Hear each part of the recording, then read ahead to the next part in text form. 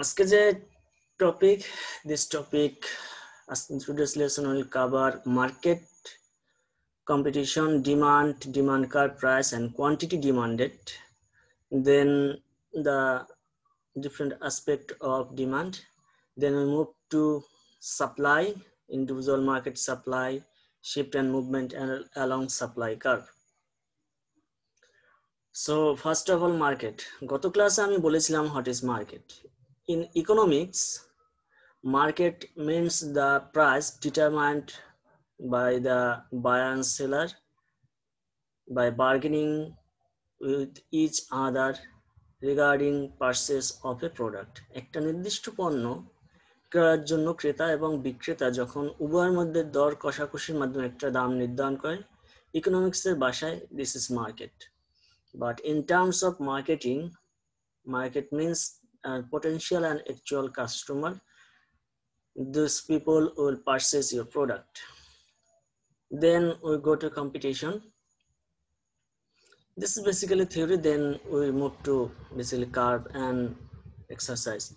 Competition means when two or more sellers compete with each other to sell a product to a specific people or a group of people known as customer or market. একটা নির্দিষ্ট সংখ্যক মার্কেটের কাছে অথবা কাস্টমারের কাছে একটা নির্দিষ্ট পণ্য কতিপয় বিক্রেতা একই ধরনের পণ্য নিয়ে যখন একে অন্যের সাথে প্রতিযোগিতা করে, then it is called competition and the name of this market is competitive market. যে মার্কেটে কম্পিটিশন হয় তাকে বলা হয় কম্পিটিটিভ মার্কেট। এটা আমরা market competitive market, monopolistic market এখানে আমরা ডিটেইল দেখব। Today we will basically talk about demand curve, price and quantity demanded. In the last class we talked about needs, wants and demands. Needs basically the elements or basic aspect that are required in our life is called needs, and the elements that includes any specific needs, that means we need food, any types of food requirement is fulfilled by any product, then it is called needs, like rice, bread, burger, pizza, something like that. And when you will have the capability to purchase any specific product, then it will be come into the category of demand, because without purchasing power you cannot say you have demand. You may have wants, you may have needs, because poor people may have needs, also the rich people may have needs, but all those people are not under the category of demand. For example, if you go to Bosundara shopping mall, you will find so many diamond jewelry, but everybody cannot purchase it. Those people who are able to purchase those product or jewelry, and the demand will be in hand to those people. That's why the demand is related to your purchasing capability. So আমরা তাহলে demand কিভাবে নির্ধারিত হয় একটা শিডিউলের মাধ্যমে দেখি, demand schedule, and সেখান থেকে আমরা দেখব ডিমান্ড শিডিউল করার জন্য প্রথমে আমাদের যেটা দেখতে হবে সেটা হচ্ছে আমাদের একটা ইকুয়েশন থাকবে, অথবা ইকুয়েশন ছাড়াও হতে পারে, আমরা ইকুয়েশনের মাধ্যমে করি। টি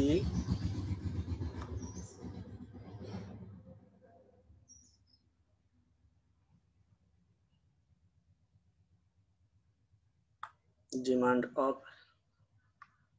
product X, then you will have 120 minus 20 minus 20Q minus 20Q. Q is the quantity and dx will be your price, and from this equation we will develop demand schedule, and after that we will draw our demand curve, and everything will be covered: demand curve, quantity demanded and prices. High is the quantity. So আমরা এখানে move করি, এটা হচ্ছে আমাদের serial number, serial দিলেও হবে না দিলেও হবে। Then you have price or quantity, যেহেতু আমাদের এখানে কোয়ান্টিটি দেওয়া আছে সো আমরা কোয়ান্টিটি ধরে নেব, দেন প্রাইসটা বের হবে। quantity Q, then we go for price. Serial number 1, যখন আমরা কোনো প্রোডাক্ট ক্রয় করব না, দেন আপনারা বলতে পারেন যে তখন আমরা প্রতিষ্ঠানে যত প্রোডাক্ট আছে সব ক্রয় করে নিয়ে যাব, but basically it will not happen. 0 এখানে আসবে আপনার 120, বিকজ আমরা যদি এখানে ইকুয়েশনটা বসাই, দ্যাট মিন্স dx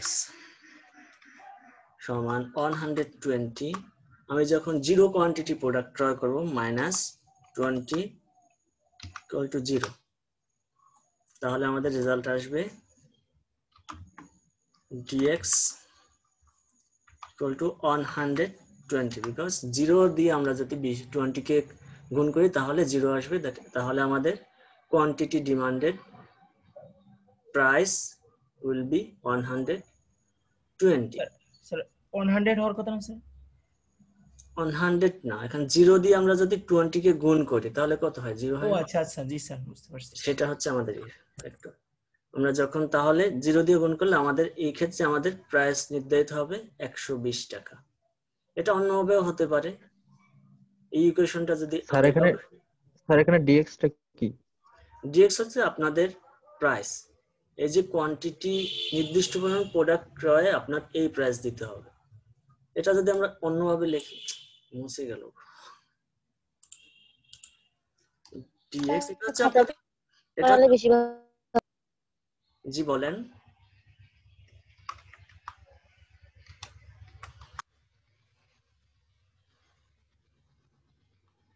আপনি যদি খাতায় করে করাতেন তাহলে আরো ভালো হতো। খাতায় কিভাবে করাবো? এটা কি আপনারা দেখতে পারবেন? তাহলে তো বোর্ড লাগবে, খাতায় তো আপনারা দেখতে পারবেন, অনেক ছোট হয়ে যাবে। আমি এখানে করি, তারপরে আপনারা পরে দেখেন। dx, এটা কিন্তু ইকুয়েশনটা এভাবেও হতে পারে আপনাদের 120 মাইনাস 20p। এখানে যখন p দেওয়া থাকবে দ্যাট মিন্স প্রাইস, q দেওয়া থাকলে কোয়ান্টিটি। তো এটা আপনাদের কোশ্চেনে স্পষ্ট করে বলা থাকবে dx is the quantity of prices of any specific product and q is the quantity, যদি এই ইকুয়েশন দেওয়া থাকে। আবার যখন এই ইকুয়েশন দেওয়া থাকে dx is the quantity demanded and p is the price, এটা যে কোনো ভাবে হতে পারে। আমরা দুইটাই দেখি এখন। তাহলে এখানেও সিরিয়াল দেখি, যেভাবেই আপনি বসান না কেন মোরাললেস আপনার demand curve, demand schedule, everything will be there. তাহলে আমাদের যেহেতু p দেওয়া আছে, so will write here p then q। আপনারা যদি বুঝতে পারেন একদম ইজি, নাহলে একটু টাফ হয়ে যাবে। সিরিয়াল নাম্বার, দ্যাট মিন্স আমরা যখন প্রথম সিরিয়াল একটা কোয়ান্টিটি নিয়ে আমরা যখন কোনো প্রোডাক্ট ক্রয় করব, প্রাইস 0, যখন প্রাইস 0 হবে, এখানে কোয়ান্টিটি 0 ছিল, প্রাইস যদি 0 হয়, 0 প্রাইস হলে ঠিক আগের নিয়মে 0 দিয়ে গুণ করলে 120 ইউনিট পর্যন্ত আমরা ক্রয় করব। আর এখানে 0 কোয়ান্টিটি যদি প্রডিউস করে, প্রোডাক্টের দাম সর্বোচ্চ 120 টাকা হতে হয়, বিকজ অন্য কোম্পানিও প্রোডাক্ট তৈরি করতে পারে, অথবা এই 120 টাকার উপরে প্রোডাক্টের চাহিদা তারা নির্ধারণ নাও করতে পারে। এটা হচ্ছে 0 কোয়ান্টিটি যদি প্রডিউস হয়। এখানে 0 প্রাইস হলে কোয়ান্টিটি আপনার সর্বোচ্চ থাকবে 120 ইউনিট। আমরা ইউনিট হিসেবে এখানে আখ্যায়িত করতে পারি dx ইন ইউনিট। এটা কেজিতেও হতে পারে, যে কোনো কিছুতে হতে পারে। দেন সিরিয়াল 2 তে যাই, তাহলে আমার যখন 2 ইউনিট ক্রয় করব অথবা কোয়ান্টিটি 2 হবে, সিরিয়াল 2 কোয়ান্টিটি আমার 1, সরি, যখন 1 ইউনিট ক্রয় করব, দেন আর price will be per unit 100 টাকা। ঠিক একইভাবে আমরা যখন এখানে যাব সিরিয়াল 2, আমি কিন্তু দুইটা দিয়েই দেখাচ্ছি আপনাদের বোঝার সুবিধার জন্য, যদি পরীক্ষায় যে কোনো ভাবে আসতে পারে। যখন আপনি 1 ইউনিট ক্রয় করবেন 100 টাকা হচ্ছে 100 কোয়ান্টিটি ইউ উইল পারচেজ, আর এখানে 1 ইউনিট ক্রয় করলে প্রাইস হবে 100। জাস্ট ইনভার্স, যেভাবে ইকুয়েশন হবে ঠিক সেভাবে। আপনি যদি পরীক্ষায় অ্যাজাম্পশনের উপর ভিত্তি করে করতে বলে তাহলে ইকুয়েশনের কোনো কিছু দরকার নেই, আপনার ইচ্ছা মতো বসিয়ে দেবে। ইকুয়েশন দিলে একটা সুবিধা কি, আপনারা সবার রেজাল্ট মোরাললেস সেম হবে, ভুল হয়েছে কিনা খুব সহজে ধরা যাবে। যদি 2 ইউনিট কেয়ার করি কোয়ান্টিটি 2, তাহলে 20 আর 2 গুণ করলে 40, দ্যাট মিন্স 80 ইউনিট পর্যন্ত আমি ক্রয় করব। ঠিক একইভাবে আমরা যদি এখানে সিরিয়াল 3 তে যাই, প্রাইস যখন 3 টাকা এখানে, then quantity will be purchased, variable cost 3 টাকা, quantity will be purchased 80 unit. আবার নেক্সট ইউনিট আমরা 4 পর্যন্ত যাই। আপনারা পরীক্ষার খাতা ইচ্ছে করে অনেক বেশিও দিতে পারেন, জাস্ট ডেসক্রিপশন দেওয়ার মতো ইনফরমেশন দিবেন, এর নিচে দিবেন না। আপনি যদি 20টা পর্যন্ত কোয়ান্টিটি নিয়ে আসেন, ইট ডাজ নট ম্যাটার, এটা আপ টু ইউ। দেন হবে 60, এট দ্য সেম টাইম এখানেও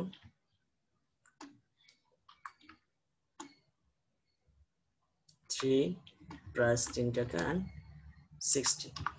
this is your demand schedule, এটাকে বলা হয় ডিমান্ড শিডিউল। আমরা এখানে লিখে দিই ডিমান্ড। আপনাদের যদি বলা হয় develop demand schedule and explain demand curve from this equation, তাহলে আপনাকে এটা করতে হবে। দেন ডিমান্ড শিডিউল ডেভেলপ করার পর আপনার এখানে কার্ভ এঁকে দিবেন।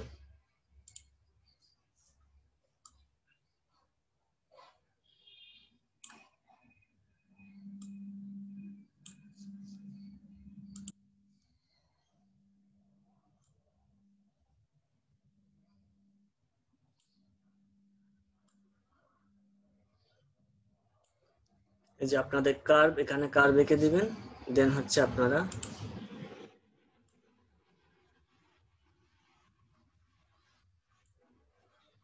এটা হচ্ছে আপনাদের প্রাইস এরিয়া, আমরা এখানে প্রাইস লিখে নিলাম। Price left side always horizontal লাইনে অলওয়েজ প্রাইস থাকবে, ডিমান্ড হোক সাপ্লাই থাক, আর ভার্টিক্যাল লাইনে অলওয়েজ কোয়ান্টিটি থাকবে।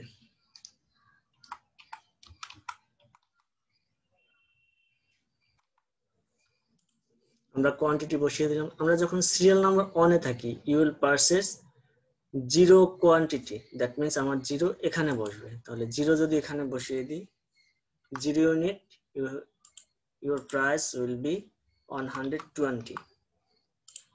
আবার যখন আপনি 1 ইউনিট ক্রয় করবেন, দ্যাট মিন্স এখানে 1 unit, then your price will be 100। When you will purchase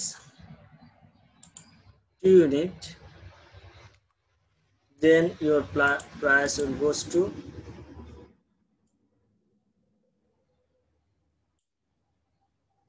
80।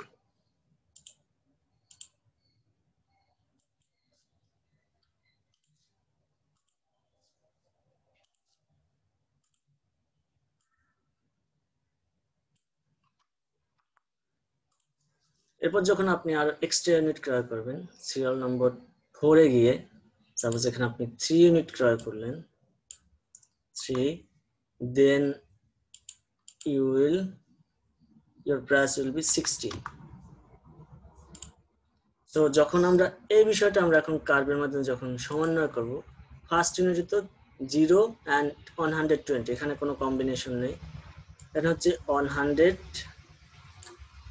and হচ্ছে এখানে 1 ইউনিট।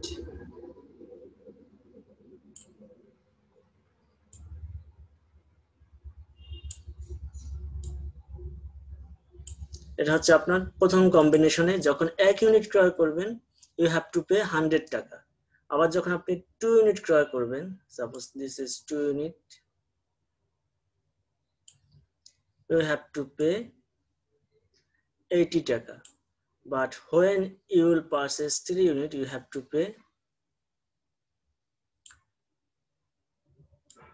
60 টাকা, this is 3 unit, this is the demand curve, and this is your x-axis and this is your y-axis. Y-axis always represent your quantity in vertical line and horizontal line, and vertical line always represent your price. When you purchase 0 unit of your product, the price of the product remain 120 in the market. But when you purchase 1 unit of product, sir why কি always কোয়ান্টিটির ঘরে বসবে? বুঝি নাই Y sir x Y উল্টা উল্টি হয়েছে sir. Sir উল্টা হয়েছে তো, আপনার এক্স নিচে হবে ওয়াই উপরে হবে। হ্যাঁ এখানে থ্যাংক ইউ,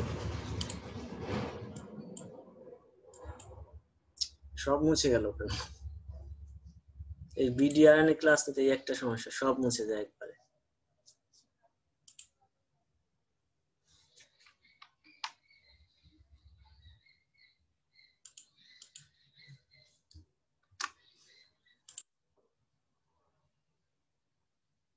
যখন আপনি কম কোয়ান্টিটি ক্রয় করতেছেন তখন আপনার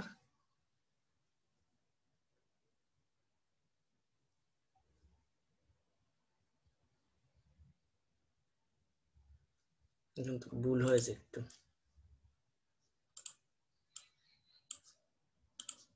এখানে একটু ভুল হয়েছে, এটা একটু সফটওয়্যার চলে যাচ্ছে।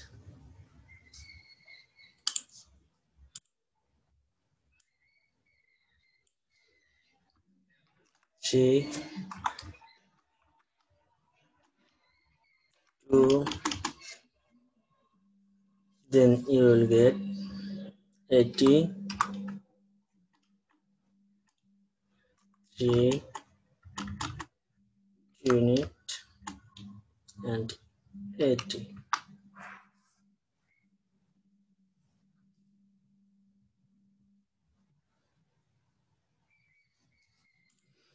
যখন আপনি প্রোডাক্ট ক্রয় করলেন, সো আমরা প্রথম ইকুয়েশন থেকে পাই, এখানে হচ্ছে যখন আমার সিরিয়াল নাম্বার 1 এ আমি যখন 0 প্রাইস 0, আমার কোয়ান্টিটি হচ্ছে 120 ইউনিট। আবার যখন সিরিয়াল নাম্বার 2 তে 1 ইউনিট ক্রয় করি, পরবর্তী ইকুয়েশনে আমার কোয়ান্টিটি ডিমান্ডেড হচ্ছে 100 ইউনিট। আবার সিরিয়াল নাম্বার 3 তে আমি যখন পরবর্তী ইউনিট ক্রয় করি, দ্যাট মিন্স 2 ইউনিট, আর price 2, then your quantity demanded will be 80, এবং আবার পরবর্তী যখন প্রাইস বেড়ে 3 হবে, then your quantity demanded will be 60.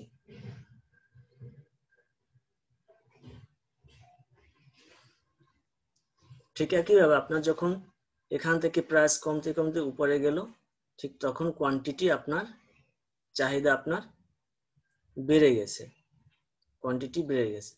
আবার ঠিক এখানে আপনি দেখেন যখন আপনার প্রাইস কমে গেছে তখন আপনার কোয়ান্টিটি ডিমান্ড বেড়ে গেছে। যে কোয়ান্টিটি যখন 60 ইউনিট আপনার 60 টাকা প্রাইস, তখন কোয়ান্টিটি ডিমান্ড বেশি। আবার যখন 120 টাকা প্রাইস, তখন আপনার কোয়ান্টিটি ডিমান্ড হচ্ছে 0 ইউনিটের সমান, তখন আপনি ক্রয় করবেন না। তাহলে আমাদের দুইটি ইকুয়েশন থেকেই দেখতে পাই, যখন প্রোডাক্টের দাম বেশি তখন আমার কোয়ান্টিটি ডিমান্ড কম থাকে, আবার প্রোডাক্টের দাম যখন কম হয় তখন আমার কোয়ান্টিটি ডিমান্ড বেশি হয়। এটা তো ইনভার্স হয়ে গেছে, সরি এখানে একটু মিস্টেক হয়ে গেছে, এটা আপনার ধরেন না প্রথমে, এটা হবে না।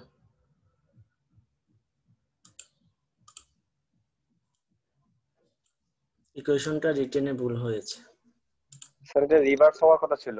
হ্যাঁ, এটা লেখায় ভুল হয়েছে। তাহলে এই কার্ভটা আমরা ডিলিট করে দিই, রিভার্স হওয়ার কথা ছিল, এটা আমরা দেখি না। তাহলে আমরা যদি এখানে কার্ভ আঁকি এই শিডিউল থেকে, এখানে আমরা শিডিউল থেকে কার্ভ আঁকি, তাহলে এটা হচ্ছে demand line, that means this is your demand line,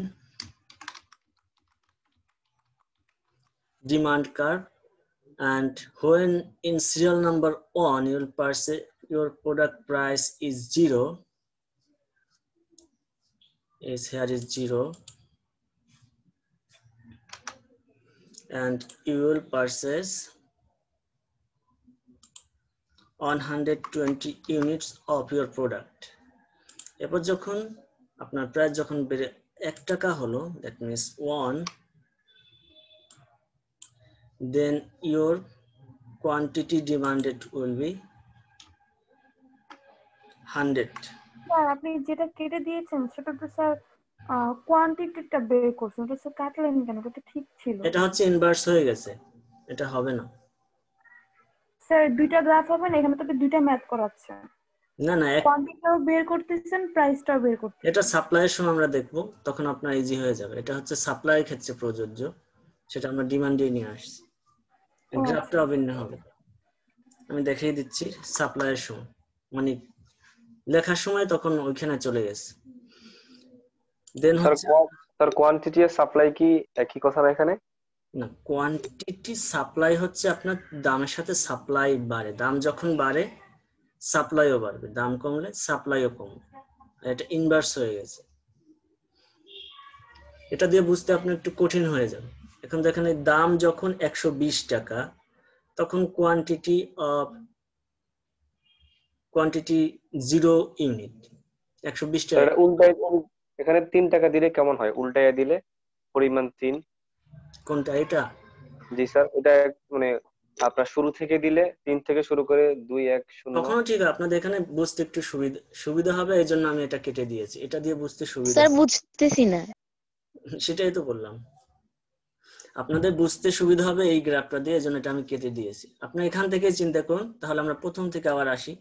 আপনার হচ্ছে এটা হচ্ছে demand equation, dx in unit and p is the price.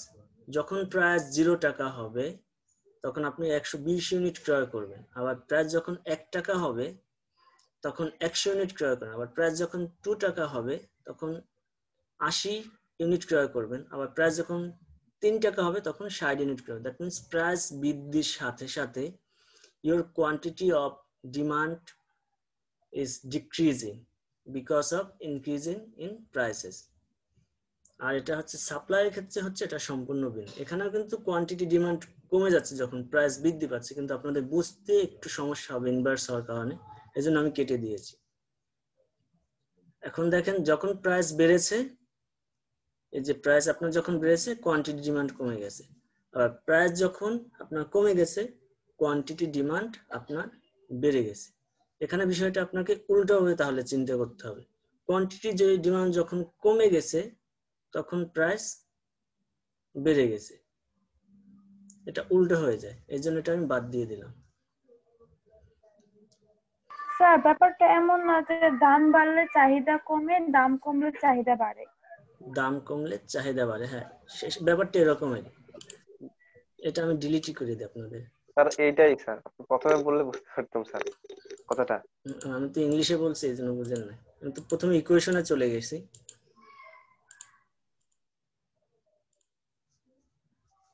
তাহলে আমাদের এখানে ইকুয়েশন ছিল 100। এই যে বিডিআরএন ক্লাস থেকে এত সমস্যা, একটা ক্লিক করলে সব চলে যায়।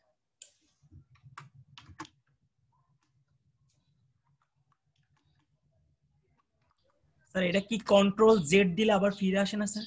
না, এখানে কিচ্ছুই চলে আসে না। তাহলে তো কথাই ছিল না।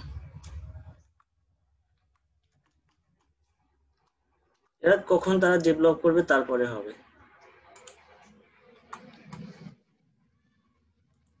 কারণ এটা তো ইউজিসি চালায়, আমাদের ওখান থেকে অনুমতি নিতে হয়, তারা আমাদের পারমিশন দিছে তারপরে ক্লাস নিচ্ছে। তারা আমাদের ইনফরমেশন সবকিছু ভেরিফাই করে দেখেছে, হ্যাঁ আমরা ইউনিভার্সিটির টিচার। তারপরে এমনিতে অনেকে ইউজ করে তো চাঁদা দিয়ে, অনেকে চাঁদা দেয়, মান্থলি সাবস্ক্রিপশন দিতে হয়, তারপর তারা ইউজ করে। আমাদের সবকিছু ভেরিফাই করে তখন দিছে। আপগ্রেড হচ্ছে নিয়মিত, আপগ্রেড হয়ে যখন হবে তখন হবে। তাহলে 0 ইউনিট যখন আপনি product price then you will purchase 120, যখন 1 টাকা প্রোডাক্ট প্রাইস হয়ে গেছে, তখন আপনার কোয়ান্টিটি ডিমান্ড কমে গেছে 100।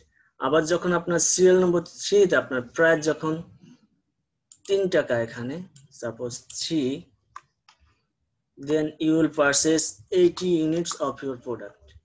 আবার যখন আপনি 4 ইউনিট ক্রয় করবেন, that means 4, then you will purchase 60 unit. এভাবে যখন দাম বাড়ে, আবার ভুল হয়েছে, এটা হচ্ছে 3, আমি লিখে দিচ্ছি।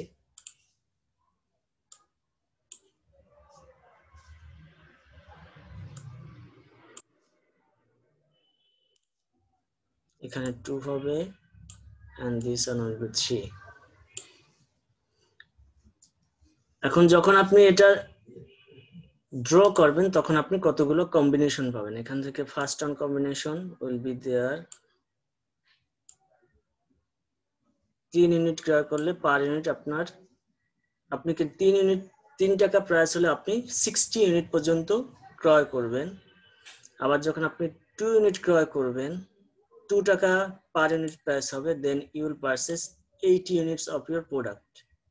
আবার যখন প্রোডাক্টের প্রাইস কমে 1 টাকা হলো, then you will purchase 100 units of your product. এরপর যখন আপনার প্রোডাক্টের ইউনিট প্রাইস যখন কমে আরো 0 হয়ে গেল, then you will purchase 120। এর উপরে আপনি ক্রয় করবেন না, কারণ আপনার তো স্টোরেজ ক্যাপাসিটি নেই, অথবা আপনার ডিমান্ডের সীমাবদ্ধতা আছে। যদিও বাঙালি মনে করে যখন ফ্রিতে দেওয়া হবে তখন সবই নিয়ে নেবে।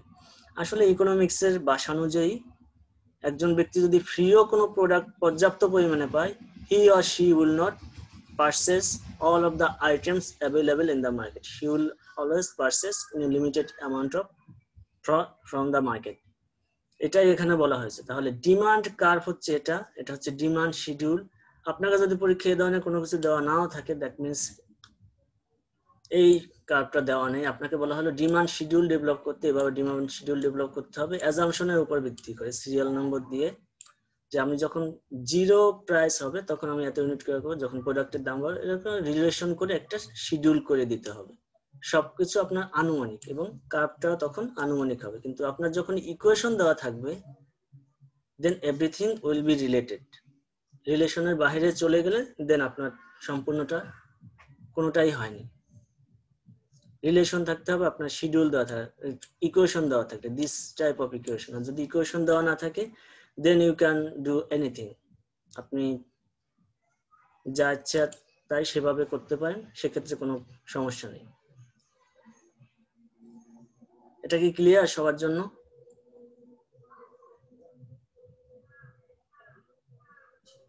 জি স্যার। তাহলে আমরা নেক্সট টপিকে যাই।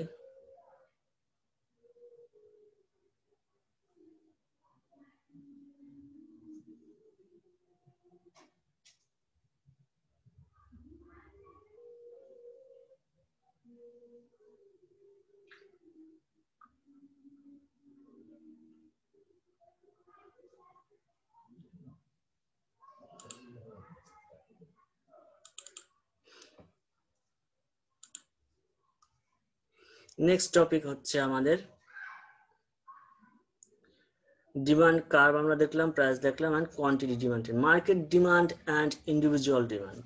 মার্কেট ডিমান্ড, ইন্ডিভিজুয়াল ডিমান্ড হচ্ছে আপনার ব্যক্তিগত। সাপোজ আপনি যখন মার্কেটে গেলেন, এই যে আমরা একটা ডিমান্ড শিডিউল দেখলাম, ডিমান্ড কার্ভ দেখলাম, এটা ব্যক্তিগত পর্যায়ে। এরকম যদি একাধিক ব্যক্তি থাকে, তাদের সমন্বয়ে যখন কোনো কার্ভ হবে, সেটাকে বলা হয় মার্কেট ডিমান্ড কার্ভ। সাপোজ এটা হচ্ছে একজন ব্যক্তির জন্য, লাইক মারুফের জন্য এটা হচ্ছে demand curve and demand schedule. এটা হচ্ছে মারুফের। এরকম সাইদের আরেকটা আছে। এক কথায় আমরা যদি বলি, মার্কেট ডিমান্ড হচ্ছে বাজারে যত কাস্টমার রয়েছে তাদের চাহিদার সমষ্টি হচ্ছে মার্কেট ডিমান্ড। আর ইন্ডিভিজুয়াল ডিমান্ড হচ্ছে মার্কেটে যত ধরনের কাস্টমার রয়েছে তাদের প্রত্যেকের ব্যক্তিগত ডিমান্ড হচ্ছে কোনো স্পেসিফিক প্রোডাক্টের জন্য ইন্ডিভিজুয়াল ডিমান্ড। আমি একটু বাংলায় বলি, ইন্ডিভিজুয়াল ডিমান্ড হচ্ছে মার্কেটে যত ক্রেতা রয়েছে তাদের প্রত্যেকের ব্যক্তিগত অথবা নিজ নিজ চাহিদাই হচ্ছে ইন্ডিভিজুয়াল ডিমান্ড, এবং মার্কেট ডিমান্ড হচ্ছে মার্কেটে যত কাস্টমার আছে তাদের সকলের সম্মিলিত চাহিদার সমষ্টি হচ্ছে market demand. This is suppose the demand of Maruf, এটা মারুফ, এবং সাইদেরও ঠিক একই রকম আর একটা ডিমান্ড রয়েছে সাইদ। দুজনের ডিমান্ড মিলে তখন এখানে গঠিত হবে ঠিক একই রকম কার্ভ। তাহলে এটা হচ্ছে এরকম আরেকটা কার্ভ রয়েছে সাইদের। তাহলে মার্কেটে যখন সাইদ এবং মারুফ দুইজন কাস্টমার, দ্যাট মিন্স আমরা ধরে নিলাম দুইজন কাস্টমার অথবা তিনজন, নিচে প্রোমাকে টিএফ প্রোমাকে যা হোক, এখানে আপনাদের তাহলে এই যে তিনজন ব্যক্তির ডিমান্ড, আপনারা যখন জিরো কোয়ান্টিটি ক্রয় করবেন তিনজনের সম্মিলিতভাবে, সাপোজ আপনাদের প্রত্যেকের ডিমান্ড একই রকম, তিনজনের সম্মিলিতভাবে কোয়ান্টিটি ডিমান্ড হবে 360। এটা হচ্ছে আপনাদের সম্মিলিত মার্কেট ডিমান্ড অ্যাট 0 টাকা per unit of your product. আপনার যখন মার্কেটের প্রোডাক্টের দাম বেড়ে গেছে, সাপোজ 0 থেকে 1 টাকা হয়েছে, তাহলে তিনজনের কত হবে? 100 ইউনিট ছিল, 300 ইউনিট। এটা এখানেও বসাতে পারেন, উপরেও বসাতে পারেন। अगेन সিরিয়াল নাম্বার 2 তে গিয়ে আমরা 3 তে গিয়ে আমরা যখন দেখলাম প্রোডাক্টের প্রাইস 2 টাকা হয়েছে, দেন আপনাদের তিনজনের সম্মিলিত ডিমান্ডটাই হচ্ছে market demand, that means 240। Then again যখন ডিমান্ড প্রাইস বেড়ে গেছে 3 টাকা, দেন 100, এটি হচ্ছে আপনাদের market demand. That means market demand and individual demand curve is more or less same, একই রকম, যার সংখ্যাটাই বৃদ্ধি পাবে এখানে।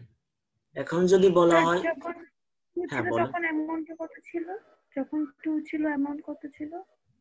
এখানে যখন 2 ছিল, 2 না, এটা হচ্ছে সিরিয়ালের 2। আপনার যখন প্রোডাক্টের প্রাইস 1 তখন অ্যামাউন্ট ছিল 100। এখন প্রোডাক্টের প্রাইস যখন 1, আপনার তিনজনের ইন্ডিভিজুয়াল মিলে হচ্ছে market demand, that means Maruf, Saeed and Proma তিনজনের মিলে হচ্ছে মার্কেট ডিমান্ড, কারণ আপনার তিনজন হচ্ছে মার্কেটের কাস্টমার, আর কেউ নেই, ধরেই নেওয়া হয়েছে।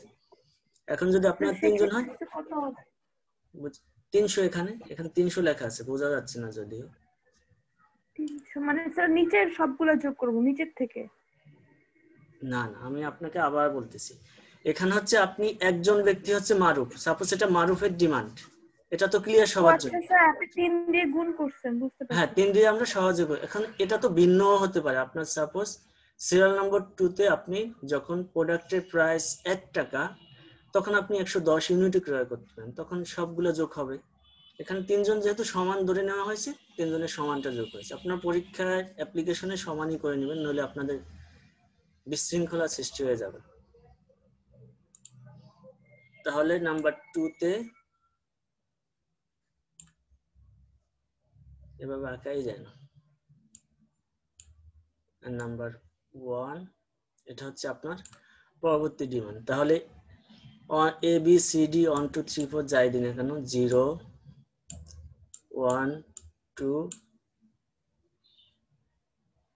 সরি এটা হচ্ছে 1 2 3 এন্ড এটা হচ্ছে 4 সিরিয়াল।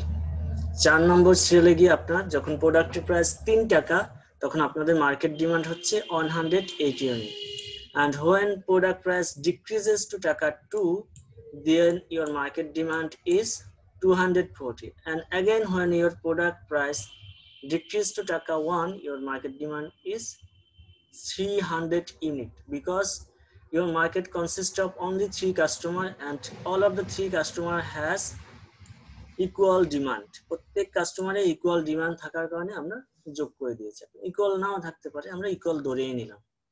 সো মার্কেট ডিমান্ড হচ্ছে আপনার মার্কেটে যে কাস্টমার আছে তাদের সমষ্টি, আর ইন্ডিভিজুয়াল হচ্ছে আপনি ব্যক্তিগত পর্যায়ে আপনার যে চাহিদা, সেটাই হচ্ছে আপনার ইন্ডিভিজুয়াল ডিমান্ড।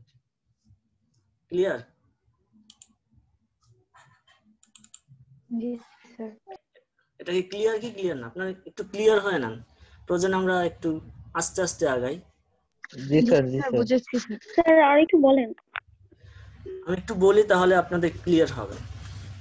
ইন্ডিভিজুয়াল ডিমান্ড হচ্ছে আপনি যখন বাজারে অসংখ্য কাস্টমার, সাপোজ আপনাদের ক্লাসে 50 জন স্টুডেন্ট রয়েছে, তাদের সকলের ভিতরে শুধু আপনার ডিমান্ড হচ্ছে ইন্ডিভিজুয়াল ডিমান্ড। সাপোজ আপনার প্রোডাক্ট ক্রয়ের ইচ্ছা মার্কেটে এই কম্বিনেশন অফ প্রাইসে এতটুকু, এটা হচ্ছে আপনার ব্যক্তিগত, it is individual demand. Market demand হচ্ছে আপনার ক্লাসে 50 জন স্টুডেন্ট আছে, সাপোজ 50, সকলের সমান ডিমান্ড হলে এই সবগুলো সম্মিলিত যোগফল হচ্ছে মার্কেট ডিমান্ড। মার্কেট হচ্ছে একটা দেশে বা একটা নির্দিষ্ট অঞ্চলে যে পরিমাণ কাস্টমার একটা নির্দিষ্ট প্রোডাক্ট ক্রয় প্রস্তুত, তার সবগুলোর সমষ্টি হচ্ছে মার্কেট ডিমান্ড। এন্ড ইন্ডিভিজুয়াল হচ্ছে আপনার ব্যক্তিগত, আর কারো ডিমান্ড নয়। This is individual and market. Sir তাহলে ইন্ডিভিজুয়াল ডিমান্ড কার্ভের ক্ষেত্রে কি সিঙ্গেল অ্যামাউন্ট গুলো বসাবো? ইন্ডিভিজুয়াল, আগেরগুলোর মতো হ্যাঁ, ইন্ডিভিজুয়াল ডিমান্ড কার্ভে এই যে সিঙ্গেল অ্যামাউন্ট বসিয়েছেন, আর মার্কেট ডিমান্ডে সবগুলো গুণ করে যেটা হয় সেটা, অথবা যোগফল। গুণ যদি সমান হয় তাহলে তো গুণ, সবার ডিমান্ড সমান হলে। সাপোজ আপনাদের মাসে অথবা সেমিস্টারে একটা করে বই কেনার দরকার। ইকোনমিক্স, মাইক্রো ইকোনমিক্স আপনাদের মেনকিউ 8 এডিশন বা 7 এডিশন 9 এডিশন যেটাই বলেন, একটা বই দরকার, মেনকিউর বই দরকার। এখন 50 জনের 50টা বই দরকার, তাহলে মার্কেট ডিমান্ড হচ্ছে 50 ইউনিট। একটা বইয়ের দাম আমি ধরে নিলাম 100 টাকা, তাহলে আপনার ইন্ডিভিজুয়াল ডিমান্ড হচ্ছে একটা ইউনিট এবং টাকা হচ্ছে 100। কিন্তু এখন 50 জনের জন্য 50 ইউনিট, টাকা হচ্ছে 5000। এটাই হচ্ছে মার্কেটে টোটাল অর্থের flow. Is it clear?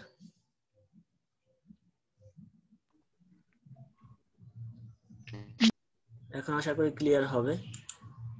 Then sir এখানে স্যার ডিমান্ড কার্ভটা যখন আঁকলেন, এখন ডিমান্ড কার্ভটা আঁকার পর আমি এটা কিভাবে ব্যাখ্যা করব? আচ্ছা, আমি এটা আবার তাহলে বলে দিচ্ছি আবার। এটা তো আপনাদের ওয়াই স্যার অ্যাক্সিস। গ্রাফটা আরেকবার বলেন। কোন গ্রাফটা? এটা? জি স্যার, জি স্যার, এটা আরেকটু বলেন। আমি দুইটাই বলি। জি স্যার। এখন individual demand curve. Individual demand হচ্ছে আপনার ব্যক্তিগত যেসব চাহিদা রয়েছে প্রোডাক্টের, তার একটি নির্দিষ্ট একটা প্রোডাক্টের চাহিদার শিডিউল হচ্ছে ইন্ডিভিজুয়াল ডিমান্ড শিডিউল। সাপোজ আপনার ইকোনমিক্সে মেনকিউর বই দরকার, এটা হচ্ছে আপনি ব্যবসায়ী, আপনার মেনকিউর বই দরকার, সেটা হচ্ছে এই যে দামের কম্বিনেশন, সেই দামে আপনি এই কয়টা বই ক্রয় করবেন। কারণ আপনি যদি 120টার উপরে বই ক্রয় করেন, আপনি ধরিয়ে নিয়েছেন মার্কেটে এটা বই আমার দোকানে রয়ে যাবে, এটা আমার জন্য গার্বেজ হয়ে যাবে, so you will not take more book than 120। এর জন্য বলা হয়েছে 0 এবং 3 টাকা পর্যন্ত দামে আপনি এই কম্বিনেশন অফ প্রোডাক্ট ক্রয়ে প্রস্তুত। এটা আমরা কিভাবে পেয়েছি? এই যে ইকুয়েশন থেকে। ইকুয়েশন না থাকলে আমরা ইচ্ছা মতো বসিয়ে দিতে পারবো। সো ডিমান্ড শিডিউল ইন্ডিভিজুয়ালের ক্ষেত্রে হচ্ছে একটা নির্দিষ্ট দামে, এখানে দাম 0 1 2 3 3, নির্দিষ্ট দামে একটা নির্দিষ্ট পণ্যের কি পরিমাণ কোয়ান্টিটি একজন ব্যক্তি ক্রয় করতে প্রস্তুত থাকে, তার শিডিউলই হচ্ছে ইন্ডিভিজুয়াল ডিমান্ড শিডিউল। একটা নির্দিষ্ট দাম এন্ড নির্দিষ্ট কোয়ান্টিটি আমরা দেওয়া আছে। সেই নির্দিষ্ট দাম এবং কোয়ান্টিটি সমন্বয় যখন আমরা গ্রাফের মাধ্যমে রিপ্রেজেন্ট করে থাকি, সেটাকে বলা হয় ইন্ডিভিজুয়াল ডিমান্ড কার্ভ। এটা হচ্ছে ইন্ডিভিজুয়াল ডিমান্ড কার্ভ। এই যে শিডিউলের মাধ্যমে যে ইনফরমেশন গুলো পেয়েছি, সেটা আমরা একটা কার্ভের মাধ্যমে উপস্থাপন করলাম, সেটাই হচ্ছে ইন্ডিভিজুয়াল ডিমান্ড কার্ভ। এখন ইন্ডিভিজুয়াল ডিমান্ড কার্ভের ভার্টিক্যাল অ্যাক্সিস রিপ্রেজেন্ট করে আপনার price, and horizontal axis represent quantity. এখন আপনার যখন প্রাইস, সাপোজ মার্কেটে যখন 0 টাকা প্রোডাক্টের per unit, suppose mister Maru has some money and he wants to purchase some book. When product price is taka 0, he will purchase 120 units, and when product price per unit increases to taka 1, his demand for per units of product will be reduced to taka 100. Again, when price increases to taka 2, because of financial incapability, his demand will reduce to 80 unit. And in fine, when price increases again and stuck to taka 3, he will take 60 units of books for his business purpose. So we can explain that when product price increases, this is the increases scenario, the demand for the product decreases. But when product price inversely decreases from 3 to 0, the demand for the book increases from 60 to 120. So we can explain that there is an inverse or negative relationship between price and demand.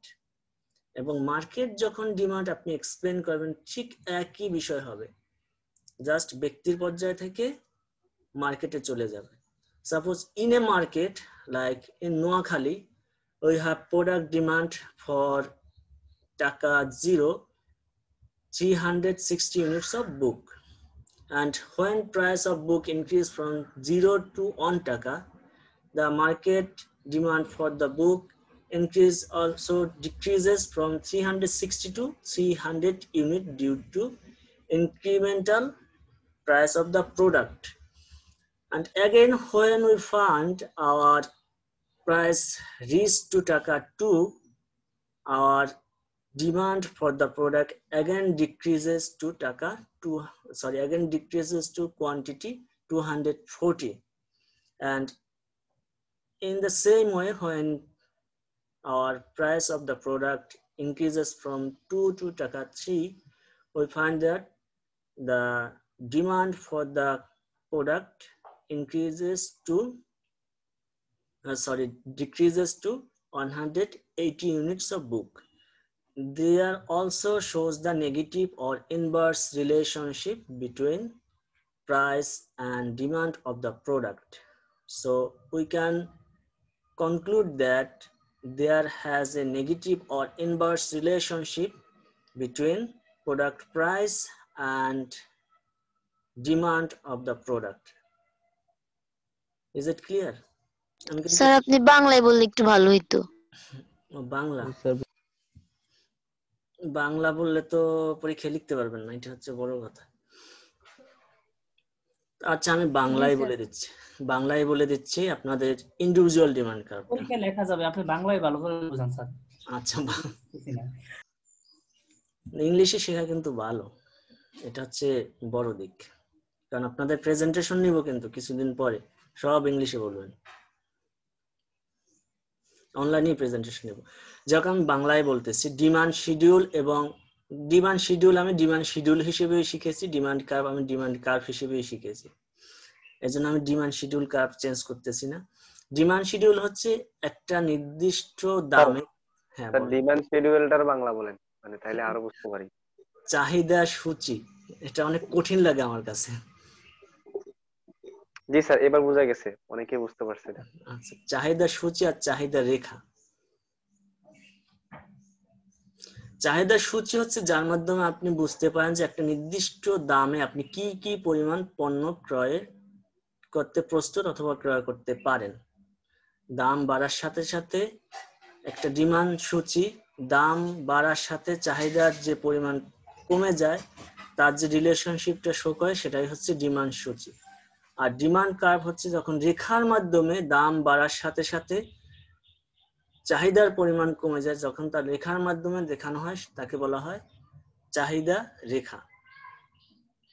এখন আমরা যদি বাংলায় সূচির কথা বলি, আমরা প্রথম যখন 0 unit, that mean শূন্য পরিমাণ, কেউ যদি না 0 টাকা যদি কোনো প্রোডাক্টের প্রাইস হয়, তাহলে একজন ব্যক্তি 120 ইউনিট পর্যন্ত প্রোডাক্ট ক্রয় করতে প্রস্তুত থাকে, এর বেশি সে ক্রয় করতে প্রস্তুত থাকে না। কিন্তু পণ্যের দাম বেড়ে যদি 1 টাকা হয়, সে 100 ইউনিট পর্যন্ত ক্রয় করতে প্রস্তুত থাকে। আবার ঠিক একইভাবে যখন পণ্যের দাম 1 টাকা থেকে বেড়ে 2 টাকা হয়, তার বাজেট কনস্ট্যান্ট, দ্যাট মিনস বাজেটের সীমাবদ্ধতা থাকার কারণে সে 80 ইউনিট পর্যন্ত প্রোডাক্ট ক্রয় করতে পারে। এবং পরবর্তীতে আমরা আবার দেখি যখন প্রোডাক্টের দাম বেড়ে 3 টাকা হয়, তখন আপনি 60 ইউনিট পর্যন্ত পণ্য ক্রয় করতে প্রস্তুত থাকেন। ঠিক একইভাবে আমরা যখন এটা গ্রাফের মাধ্যমে দেখাবো, ওয়াই অক্ষ আমাদের পণ্যের দাম এবং 0x অক্ষ আমাদের প্রোডাক্টের পরিমাণ নির্দেশ করতেছে। আমার কিন্তু মাঝে মাঝে ইংলিশ চলে আসতেছে, কারণ এটা আমি ইংলিশেই শিখছি, এই জন্য একটু কঠিন হয়ে যায়।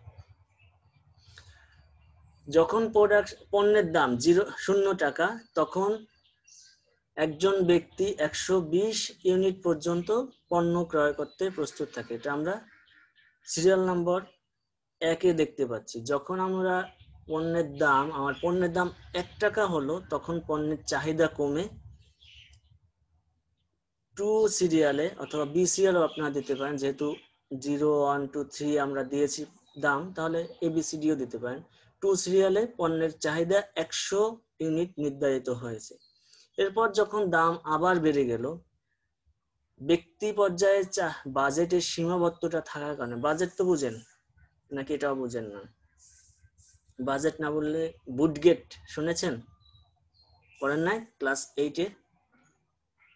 মারুফ উদ্দিন, আপনাকেই বলতেছি, আপনি প্রথমে আসেন এখানে। কি স্যার?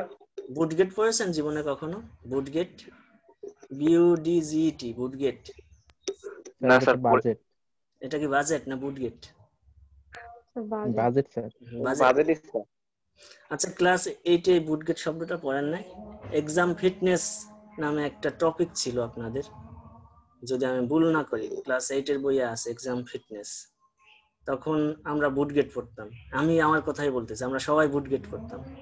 পরে স্যার একদিন বললো যে এটা বুটগেট না, বাজেট হবে। পরে বাজেট হবে। একবার দল বেঁধে সবাই বুটগেট, এবং অনেক টক শোতেও দেখবেন এই বুটগেট বলে থাকে। মাঝে মাঝে এগুলো কিছু বাজেটের স্পেলিং এর কারণে আপনি বলতেছেন বুটগেট, এটা বলতেছেন বুটগেট? হ্যাঁ, এটা হচ্ছে আমরা ছোটবেলায় বলতাম যখন ক্লাস 8-এ পড়ি, তখন এগুলো কিছু শিখে রাখুন। বাজেট পড়ছি স্যার। এটা পড়বেন, মজা আছে। আপনার তো সব যেরকম পাওয়া গেছে ওইরকমই, ইন্টারনেটের যুগ, স্পেলিংটাও শিখে নেন। তখন তো আমাদের কিছুই ছিল না, সেজন্য তো আমরা এগুলো পাইনি। এগুলো একটু মজা আছে সবার ভিতরে। স্কুল পালানো, দল বেঁধে স্কুল পালানো, আবার একসাথে নদীতে গোসল করা, ক্রিকেট খেলা, সবকিছুই থাকবে। দেখবেন লার্নিংটা ভালো হবে, মাথা ফ্রেশ থাকবে। শুধু সারাদিন পড়লে কি ভালো লাগে আপনার? আর এখনকার যুগ তো সব মোবাইলের যুগ, খেলাধুলা, লেখাপড়া সব মোবাইলের ভিতর চলে গেছে। আমি আমার টপিকে চলে আসি। সো যখন আমাদের বাজেট সীমাবদ্ধতা থাকার কারণে আমি যখন প্রোডাক্টের দাম 2 টাকা নির্ধারিত হলো, 80 ইউনিট পর্যন্ত পণ্য ক্রয় করতে প্রস্তুত আছি এবং ক্রয় করি। এরপর যখন পণ্যের দাম আবার বাজারে 3 টাকা নির্ধারিত হলো বেড়ে, তখন ব্যক্তি পর্যায়ে পণ্যের চাহিদা এবং আমার বাজেট সীমাবদ্ধতা থাকার কারণে আমি 60 ইউনিট পর্যন্ত পণ্য ক্রয় করতে প্রস্তুত থাকি এবং ক্রয় করি। সুতরাং আমরা চাহিদার সূচি এবং চাহিদা রেখা থেকে দেখতে পেলাম, চাহিদা দাম বাড়ার সাথে সাথে চাহিদার পরিমাণ কমে যাচ্ছে, আবার যখন দাম কমে যাচ্ছে চাহিদার পরিমাণ বেড়ে যাচ্ছে। সুতরাং চাহিদা এবং দাম এবং চাহিদার মধ্যে একটা বিপরীতমুখী বা নেগেটিভ রিলেশনশিপ আছে, ইনভার্স, উল্টো রিলেশনশিপ, আমি বাংলায় বলতে পারতেছি না, এটা বিপরীতমুখী সম্পর্ক রয়েছে অথবা নেতিবাচক সম্পর্ক রয়েছে। এজন্য চাহিদা রেখা নিম্নগামী হয়ে থাকে। আর মার্কেট ডিমান্ড যখন আপনি এক্সপ্লেন করবেন, ঠিক একইভাবে ব্যক্তির পর্যায় থেকে মার্কেটে চলে যায়। যখন একটা মার্কেটে প্রোডাক্টের দাম 0 টাকা নির্ধারিত হয়, তখন ওই মার্কেটে পণ্যের চাহিদা সকল কাস্টমারের 360 ইউনিট পর্যন্ত নির্ধারিত হলো। এরপর যখন পণ্যের দাম বেড়ে 1 টাকা নির্ধারিত হলো, মানুষের আর্থিক সামর্থ্য কম থাকার কারণে তারা 300 ইউনিট পর্যন্ত পণ্য ক্রয় করে। এরপর যখন আবার বাজারে পণ্যের দাম বেড়ে গেল, 2 টাকা নির্ধারিত হলো, দেন মানুষ তার বাজেট সীমাবদ্ধতা থাকার কারণে 240 ইউনিট পর্যন্ত পণ্য ক্রয় করেছে। এরপরে আবার যখন দাম বেড়েছে, 3 টাকা নির্ধারিত হয়েছে, তারা তাদের সব ধরনের আর্থিক সামর্থ্য দিয়ে 180 ইউনিট পর্যন্ত পণ্য ক্রয় করেছে। সুতরাং ব্যক্তি পর্যায়ে এবং মার্কেট পর্যায়ে থেকে দেখা যাচ্ছে যখন দাম বেড়ে যাচ্ছে তখন পণ্যের চাহিদা কমে যাচ্ছে, আবার দাম যখন কমে যাচ্ছে চাহিদা ঠিক একইভাবে বেড়ে যাচ্ছে। সুতরাং দাম এবং চাহিদার মধ্যে একটি বিপরীতমুখী সম্পর্ক বিদ্যমান রয়েছে। এখন কি ক্লিয়ার? লিখতে পারবেন? জি আশা স্যার। করি পারবেন। সো আমরা নেক্সট টপিকে চলে যাই। Shift and movement along demand curve. Shift কি কেউ বলতে পারেন?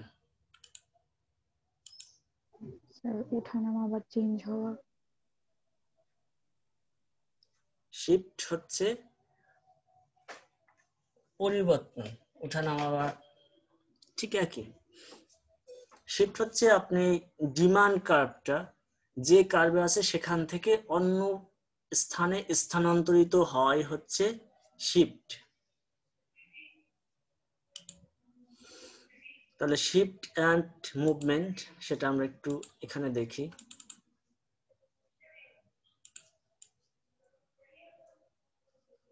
কি কারণে হয়ে থাকে ক্যাটাগরি বলতে পারেন?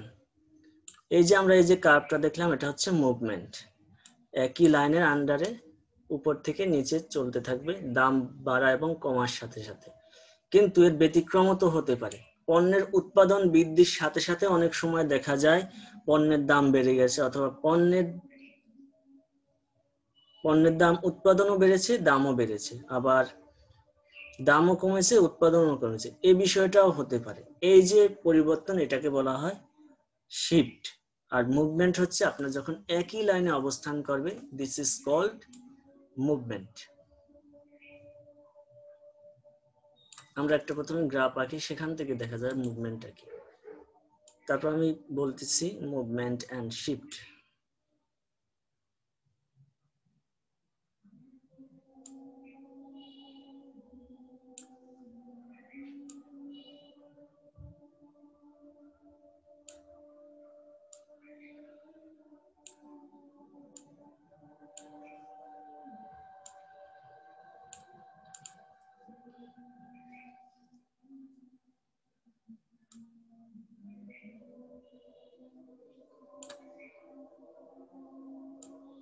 This is our two demand curve.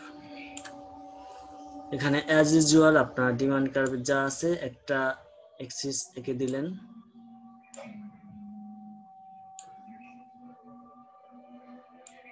একটা কম্বিনেশন প্রাইস এবং দামের মধ্যে, আর একটা কম্বিনেশন দিই যাতে আপনাদের এক্সপ্লানেশন সুবিধা হয়।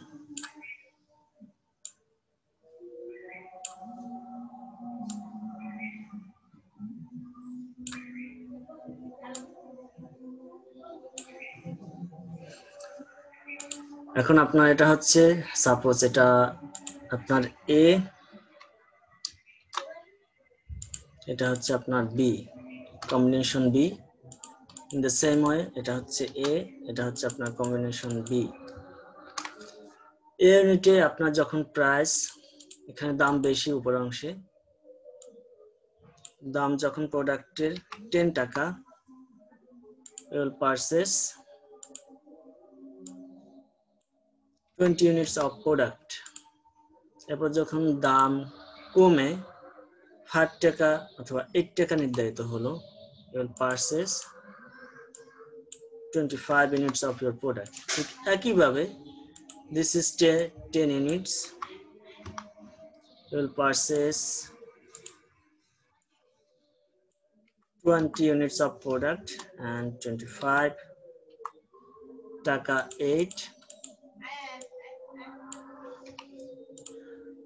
This is the two graph representing your product price and purchases.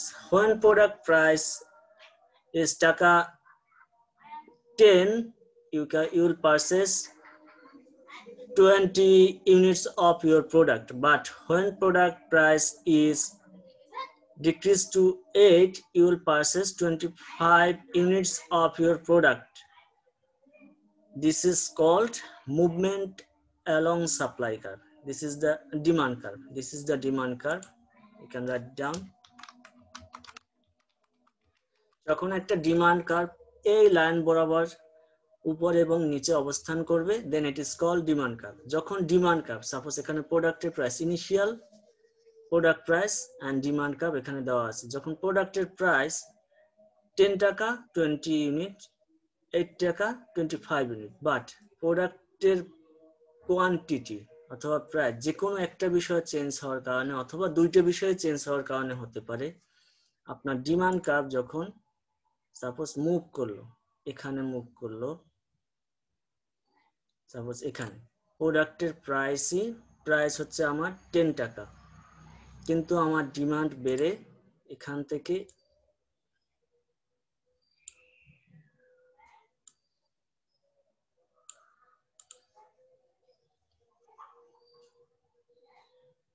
এখানে আপনার 25 অথবা 22 দিলাম, 22 ইউনিট নির্ধারিত হয়েছে। 22 ইউনিট আপনার প্রোডাক্ট প্রাইস এখানে লিখে দিই, suppose 22 unit product price, product unit নির্ধারিত, কিন্তু প্রাইস 10 টাকায় ডিটারমাইন করা আছে, then it is called shift of the demand curve. এটাকে বলা হয় শিফট, দ্যাট মিনস নতুন কার্ভ সৃষ্টি হয়েছে। আবার আপনার প্রোডাক্টের ডিমান্ড ঠিক 20 ইউনিট থাকতে পারে, কিন্তু প্রোডাক্টের আপনার যখন দাম কমে যাবে, সাপোজ এখানে দাম কমে গেল, এখান থেকে নতুন করে চাহিদা রেখা সৃষ্টি হলো, এটাও হতে পারে, then it is also called shift of the demand curve. এটাকে আমরা বলতে পারি কার্ভ ডিডি অন অথবা ডিডি, এটা হচ্ছে আপনার DD1 and this one is DD2. এটা হচ্ছে আপনার DD2, এটা DD1, that means demand curve, এটা পরবর্তী ডিমান্ড কার্ভ, এটা পরবর্তী ডিমান্ড কার্ভ। ইনিশিয়ালি আপনার প্রোডাক্ট প্রাইস 10 টাকা এবং ডিমান্ড হচ্ছে 20 ইউনিট, এর দাম কমার ফলে আপনার পরবর্তীতে 25 ইউনিট নির্ধারিত হয়েছে, কিন্তু due to some unexpected reason অথবা সাইক্লোন ডিজাস্টার অথবা সাপ্লাই শর্টেজের কারণে আপনার প্রোডাক্টের যে কোনো কারণে প্রোডাক্টের প্রাইস 10 টাকায় রয়ে গেছে, কিন্তু আপনার হঠাৎ করে মার্কেটে নতুন ইমিগ্রেশন হওয়ার কারণে নতুন জনসংখ্যার আগমন ঘটেছে অথবা জনসংখ্যা বৃদ্ধি পেয়েছে, 10 টাকা প্রাইসে আপনার 22 ইউনিট প্রোডাক্টের ডিমান্ড নির্ধারিত হয়েছে এবং নতুন চাহিদা রেখা সৃষ্টি হয়েছে DD1. This is called shift in the demand curve. আবার ঠিক একইভাবে প্রোডাক্টের দাম 10 টাকায় রয়ে গেছে, কিন্তু নতুন ইমিগ্রেশন হতে পারে অথবা জনসংখ্যা কমে যাওয়ার কারণে, এটা হতে পারে করোনা ভাইরাসের প্রাদুর্ভাবের কারণে মানুষ তার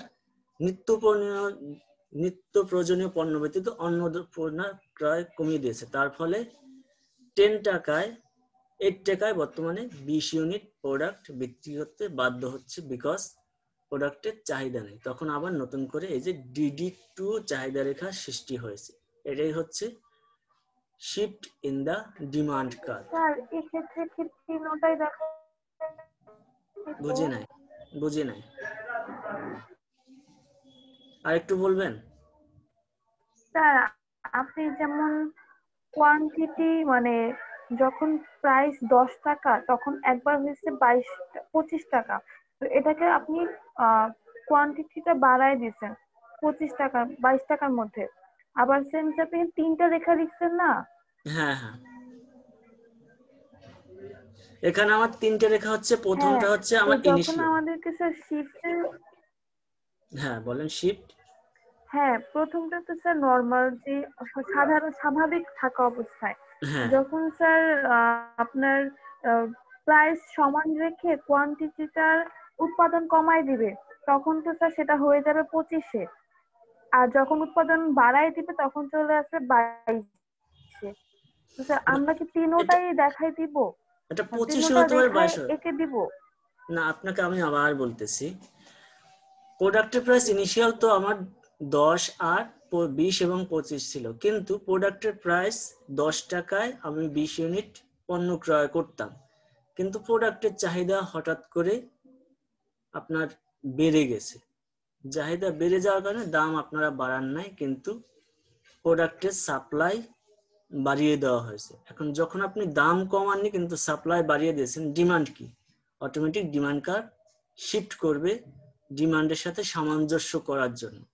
এটা হচ্ছে আপনার দাম সেম রেখে, প্রথমটায় দাম সেম রেখে আমি ডিমান্ডটা বাড়িয়ে দেখিয়েছি, পরবর্তীটায় আমি কি করেছি, পরবর্তীতে আমরা করেছি ডিমান্ড আপনার ঠিক 20 ইউনিট ছিল, 8 টাকা ছিল আপনার 10 টাকা থেকে 8 টাকা আপনার দাম নির্ধারিত হয়েছে। সেখানে আপনার ডিমান্ড ছিল 25 ইউনিট, সেখানে আপনার ডিমান্ড আমরা কমিয়ে দিয়েছি because of shortage of supply. তার কারণে নতুন ডিমান্ড রেখার সৃষ্টি হয়েছে। এখন যে কোনো দুইটারও পরিবর্তন হতে পারে, একটারও পরিবর্তন হতে পারে। দুইটা যদি আপনি পরিবর্তন দেখান তখন একটু এক্সপ্লানেশন ডিফিকাল্ট হয়ে যাবে। শিফট জাস্ট কথা হচ্ছে আপনার ডিমান্ড কার্ভটা মুভ করবে, এখানে 8 রাখতে হবে অথবা 10 রাখতে হবে, ইট ডাজ নট ম্যাটার। এই জন্য আমি 22 দেখিয়েছি, ইচ্ছে করলে আমি 25ও দেখাতে পারতাম যে নতুন করে আপনার নতুন ডিমান্ড সৃষ্টি হয়েছে কিন্তু দাম সেম রয়েছে, 20 রয়নি। এটা হচ্ছে নতুন ডিমান্ড DD1। আবার আমার 10 টাকা প্রাইস ছিল, আমার কোয়ান্টিটি ডিমান্ড ছিল 20, কিন্তু আপনার জনসংখ্যা কমে যাওয়ার কারণে আপনার এখন লোকজনের চাহিদা ঠিক আগের মতো নেই। এখন 20 ইউনিট আপনি প্রোডাক্ট উৎপাদন করেছেন এবং বিক্রি করতে হয়েছে, আপনি দাম কমিয়ে দিয়েছেন এবং কোয়ান্টিটি ডিমান্ড ঠিক 20টি নির্ধারিত হয়েছে, তার ফলে আবার নতুন ডিমান্ড রেখার সৃষ্টি হয়েছে। এটাই এখানে বলা হচ্ছে, দাম আপনি কমিয়ে দিয়েছেন, ডিমান্ড আগের মতো রয়েছে। এখানে দাম আপনার সেম রয়েছে, নতুন ডিমান্ড সৃষ্টি করেছেন। এখানে 25ও হতে পারে, 25 কেন 30ও হতে পারে। দ্যাট মিনস আপনার মূল কথা হচ্ছে আগের কোনো ডিমান্ড যে কোনো রেখাটা যাতে পরিবর্তন, যে ক্ষেত্রে পরিবর্তন হবে সেটাই হচ্ছে শিফট। আর মুভমেন্ট হচ্ছে ডিমান্ড রেখা একই থাকবে, শুধু রেখা বরাবর আপওয়ার্ড এন্ড ডাউনওয়ার্ড হবে, এটাই হচ্ছে আপনার মুভমেন্ট।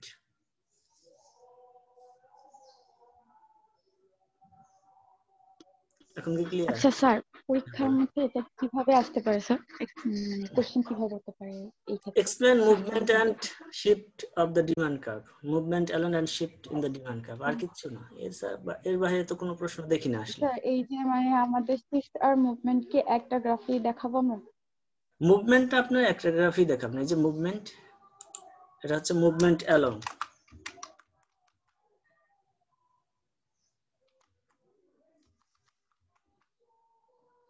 মুভমেন্ট অ্যালং হচ্ছে বরাবর, আর শিফট হচ্ছে আপনি ডিমান্ড গ্রাফ থেকে অন্য কোথাও অবস্থান করবেন। এই যে আমি এখানে দেখিয়েছি, এটা এখানে অবস্থান করতে পারে, যে কোনো জায়গায় এখানে অবস্থান করতে পারে, আবার এখানেও আসতে পারে। স্যার আমরা আরেকটা গ্রাফ এঁকে ওটার মধ্যে হচ্ছে যে শিফটটা দেখাবো, আর মুভমেন্টটা তো ওই না, আপনার শিফটটা হচ্ছে আপনারা যারা জমা দিয়েছেন আজকে তা তো ইটস ফাইন, আপনারা প্র্যাকটিস করেছেন। যদি কারোটা দেখেও করে থাকেন ওয়েলকাম, দেখে করলেও সমস্যা নেই, কারণ হচ্ছে আপনি প্র্যাকটিস করেছেন, দ্যাট মিন্স আপনার মাথায় কিছু বিষয়ে কাজ করেছে। আমি এইটা আপনি কেন লিখতেছি, এটা হচ্ছে আপনাদের হোমওয়ার্ক। পরবর্তী ক্লাসে আপনার সিআর এর কাছে এটা জমা দিবেন রোল নম্বর সহ।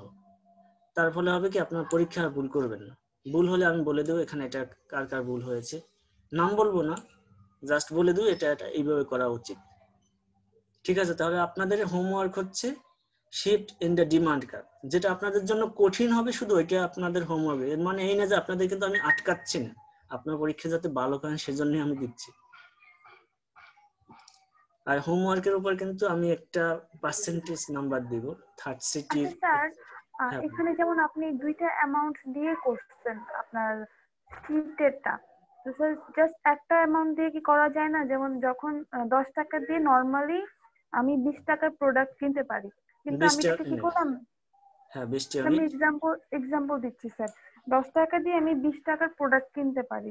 সেক্ষেত্রে স্যার আমি কি করলাম, 10 টাকা দিয়ে আমি উৎপাদন বাড়িয়ে দিয়ে 22 টাকা করে ফেলছি, প্রোডাক্ট 22 টাকার প্রোডাক্ট কিনতে পারি। সেম আবার কিছুদিন যাওয়ার পরে 10 টাকার প্রোডাক্ট আমি 15 টাকা দিতেছি, মানে 10 টাকা দিয়ে 15টা প্রোডাক্ট দিতেছি। মানে একটা সিঙ্গেল অ্যামাউন্ট দিয়ে আমি 3টা এক্সাম্পল দিতে পারি না? দেওয়া যায়, কোনো সমস্যা নেই। এটা যে এই যে এখানে 20 আছে, এখানে এই লাইন বরাবর লাইন টেনে দেন, এখানে 15 লিখে দেন, তাহলে তো একটা রেখা হয়ে যাবে, হবে না? তখন তো আপনার শিফট হবে, তখন তো এই রেখার আপনার থাকতেছে না, দ্যাট মিন্স আপনার কোয়ান্টিটি অথবা প্রাইস যে কোনো একটা শিফট হচ্ছে, তাহলে আপনার রেখাটা শিফট হয়ে যাচ্ছে।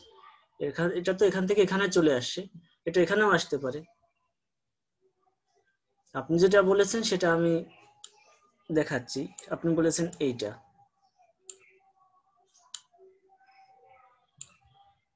স্যার একটা প্রাইস দিয়ে দেখাইতে বলছিলাম। হ্যাঁ আমি বুঝছি। এই যে 10 and 20, দেন হচ্ছে আপনার 8 and 25। আপনি বলতেছেন 10 টাকায় ফিক্স থাকবে, এখান থেকে আপনি শিফট করবেন। হতে পারে 10 টাকা আপনি প্রোডাক্টের ডিমান্ড হঠাৎ করে বেড়ে গেছে কিন্তু দাম বাড়ানো হয়নি, সেক্ষেত্রে নতুন করে ডিমান্ড কার্ভ ক্রিয়েট হতে পারে। এই যে ডিমান্ড কার্ভ নতুন করে ক্রিয়েট করলাম, এটা 25 হতে পারে, 30 হতে পারে, জাস্ট আমরা 25ই দিলাম, অথবা এই যে 30 করে দিলাম। নতুন ডিমান্ড কার্ভ ক্রিয়েট হলো 30। এখন প্রোডাক্টের আপনার 10 টাকায় দাম রয়েছে, কিন্তু চাহিদার পরিমাণ এত পরিমাণ কমেছে 10 টাকায়, এখন মানুষ 20 ইউনিট আর ক্রয় করতে চাচ্ছে না।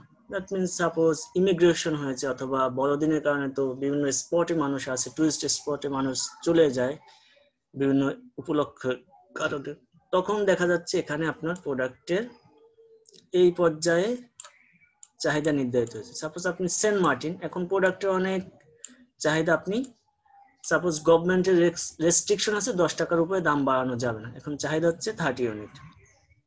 যখন মডেল, হ্যাঁ বলেন স্যার, যেটা এসডব্লিউ দিছেন ওটা কি শুধু কার্ভ আঁকবো নাকি এক্সপ্লেনও করতে হবে? আপনার কার্ভ আঁকেন, এক্সপ্লানেশন দিতে পারলে তো ভালো। এক্সপ্লানেশন যখন দিতে যাচ্ছেন আর না করবো না, এক্সপ্লানেশন সহই দেন, আপনাদেরই বেটারমেন্ট। এবার যখন আবার 10 টাকা দাম, বুঝি না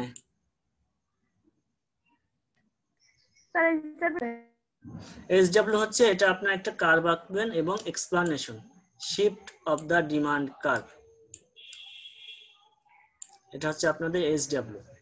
আপনি যেটা বলেছেন টাকা ফিক্সড রাখবেন, এই যে আমি প্রাইস ফিক্সড রেখেছি 30 ইউনিট হচ্ছে আমার ডিমান্ড বেড়ে যাওয়ার সাথে সাথে 30 ইউনিট উৎপাদন করেছি, অথবা আমার ডিমান্ড এখন টুরিস্ট বেড়ে যাওয়ার কারণে সেন্ট মার্টিনে 30 ইউনিট এখন ডিমান্ড। আবার যখন রেনি সিজন চলে আসে তখন কেউ ক্রয় করে না, গভর্নমেন্ট রেগুলেশনের কারণে আমার টাকা ফিক্সড 10 টাকায় রাখতে হচ্ছে, তখন আপনার ডিমান্ড হচ্ছে 15 ইউনিট, আবার শিফট করে নতুন ডিমান্ড কার্ভ ক্রিয়েট হচ্ছে।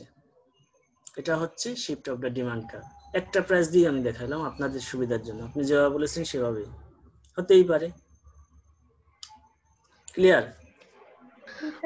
স্যার হ্যাঁ বলেন। আমি আসলে জানতে চাচ্ছিলাম যে স্যার এই যে আমাদের যে শিফট হচ্ছে কার্ভগুলো, মানে লাইন আর একটা হচ্ছে, সবটা কি আমরা একটা গ্রাফে দেখাবো?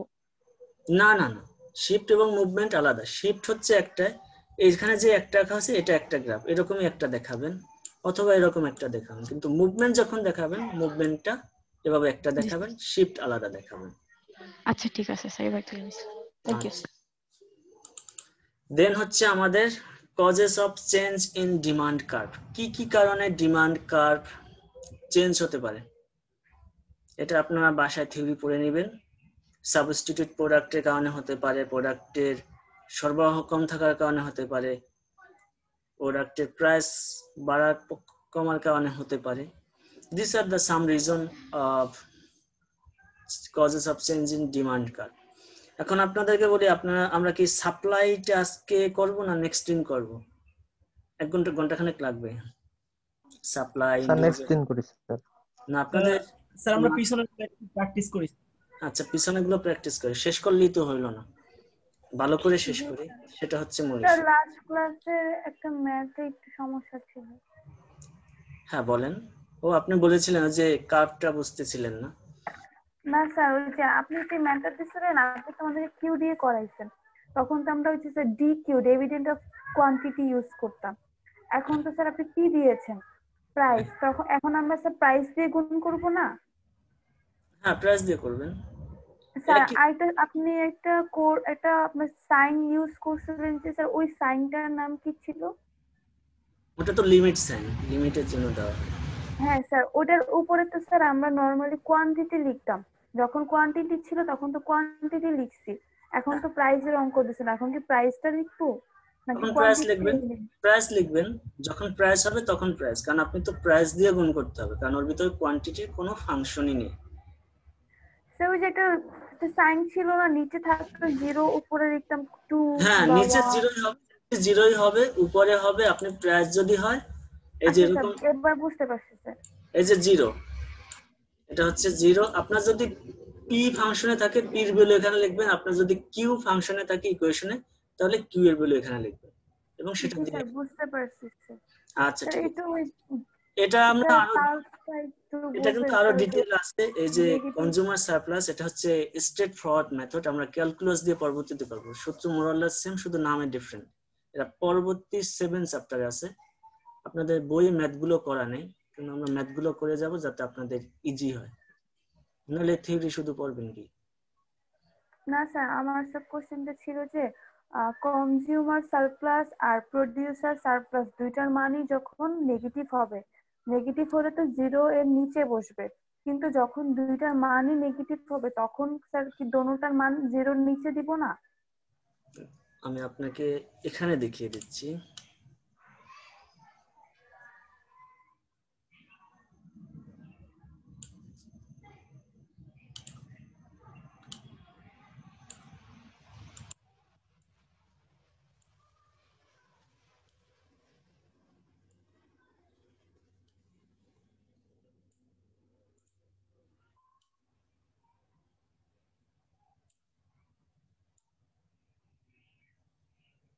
দিস ইজ দ্য লাইন, এটা হচ্ছে আপনার ইকুইলিব্রিয়াম কোয়ান্টিটি এন্ড প্রাইস। এখানে হচ্ছে কোয়ান্টিটি, এটা হচ্ছে আপনার প্রাইস, এটা হচ্ছে আপনার কোয়ান্টিটি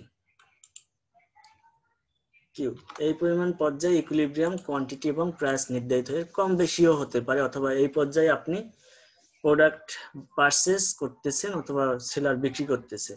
এখন এই পরিমাণ প্রাইস দিয়ে একজন ব্যক্তি কোয়ান্টিটি, এই পরিমাণ কোয়ান্টিটি প্রোডাক্ট ক্রয় করেছে এবং এর উপরে যে পরিমাণ সে স্যাটিসফ্যাকশন পাবে সেটা হচ্ছে তার জন্য consumer surplus excess, that means plus sign. এখন তার যদি প্রাইসের থেকে যে পরিমাণ প্রাইস প্রদান করেছে তার স্যাটিসফ্যাকশন কম হয়, তাহলে তো তার সারপ্লাস এই যে নিচের অংশে চলে আসবে, দ্যাট মিন্স এই এরিয়ায় চলে আসবে, নেগেটিভ ফিগার। এটা হচ্ছে কনজিউমার স্যার ধরে নেন যে কনজিউমার সারপ্লাস হচ্ছে -2 আর প্রোডিউসার সারপ্লাস হচ্ছে -4, -2 আর -4, এটা স্যার একটু দেখান। আচ্ছা, তাহলে এখানে হচ্ছে আপনার প্রোডিউসার সারপ্লাস। আপনার যখন এই ইকুইলিব্রিয়াম পয়েন্ট, এই পয়েন্টে যখন উপরে চলে যাবে producer surplus, that means negative হলেই উপরের অংশে চলে যাবে। দ্যাট মিন্স এখানে আপনার 4 হচ্ছে প্রোডিউসার সারপ্লাস নেগেটিভ, হ্যাঁ স্যার, আর এটা হচ্ছে কনজিউমার সারপ্লাস -2। এটা হচ্ছে producer surplus negative because he is incurring loss, সে যে দামে বিক্রি করবে তার চেয়ে কম দাম পেয়েছে, এই এরিয়া হচ্ছে তার জন্য লাভ এরিয়া, প্রফিট। কনজিউমারের জন্য, প্রোডিউসারের জন্য প্রফিট, আর কনজিউমারের জন্য এটা হচ্ছে dissatisfaction area because he or she is paying more money. এটা মাঝে মাঝে হয়ে থাকে, মানুষ কখনো পে করে বেশি মানি, বেশি অর্থ, কখনো মানুষের কথায় প্রবণতা পড়ে, কখনো অ্যাডভার্টাইজিং এর কারণে। আর এটা হচ্ছে কনজিউমার সারপ্লাস ইন নেগেটিভ, যদি নেগেটিভ আসে। আর যদি পজিটিভ আসে তাহলে অলওয়েজ এর উপরের অংশে কনজিউমার সারপ্লাস আর নিচের এই অংশে প্রোডিউসার সারপ্লাস, পজিটিভ ভ্যালু আসলে। তাহলে আপনাদের পজিটিভটিও দেখাচ্ছি। আপনারা বলেছেন 2 হচ্ছে আপনার নেগেটিভ আর প্রোডিউসার সারপ্লাস -4, এটাও নেগেটিভ। এখন যদি দুইটাই পজিটিভ হয় তাহলে এখানে বসিয়ে দিবেন, তখন কোনো কিছু দেখানোর দরকার নেই যে -4 আর -2। এখানেও যদি আপনি -2 না দেখান তাহলেও সমস্যা নেই। এখানে বিষয়টা হবে তখন producer surplus this area, sorry consumer surplus যদি পজিটিভ হয়, দ্যাট মিন্স 2 হচ্ছে কনজিউমার সারপ্লাস এন্ড 4 এরিয়া হচ্ছে producer surplus. এটা হচ্ছে in case of positive or positive value for consumer and producer surplus, and in case of negative value you will go up and above of the p value for to show producer surplus, and below p value below p to show your consumer surplus. এখন কি clear? Sir নেগেটিভটা আর একটু বুঝে দেন না sir. Negative হচ্ছে আপনার যখন value negative, that means consumer surplus negative, তাহলে আপনি প্রাইস যেটা প্রদান করেছেন তার চেয়ে আপনি কম পেয়েছেন, এটা হচ্ছে প্রাইসের উপরের এরিয়া। আপনি যদি পেতেন, এখন তো প্রাইস চেয়ে কম পেয়েছেন, তাহলে নিচের অংশে বসবে আপনার কনজিউমার সারপ্লাস যদি নেগেটিভ হয়। আর প্রোডিউসার সারপ্লাস সে এই অংশে প্রফিট অর্জন করত, কোয়ান্টিটি কিউ কোয়ান্টিটিতে পি দামে বিক্রি করে, কিন্তু তার থেকে এখন তার বেশি কস্ট হয়েছে, এজন্য সে প্রোডিউসার সারপ্লাসও নেগেটিভ হয়েছে, তখন প্রোডিউসার সারপ্লাস এই অংশে বসবে মাইনাসে গিয়ে।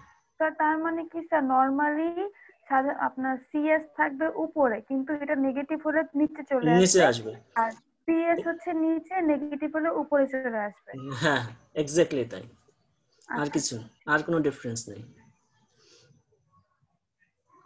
তাহলে স্যার আমার একটা প্রবলেম ছিল স্যার, আগের চ্যাপ্টারে থার্ড টপিকটা।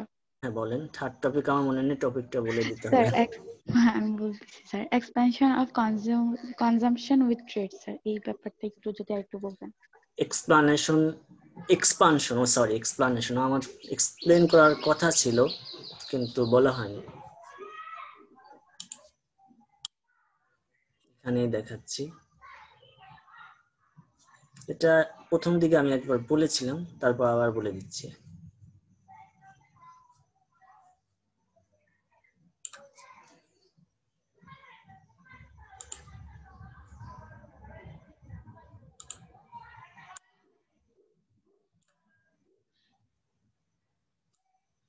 এটা হচ্ছে suppose you are living in somewhere in Bangladesh or ইন্ডিয়ার, আপনি একজন সিটিজেন। এখন আপনার বিভিন্ন combination of product you can purchase. আমরা দুইটা প্রোডাক্ট দিয়ে দেখি। সাপোজ এটা হচ্ছে প্রোডাক্ট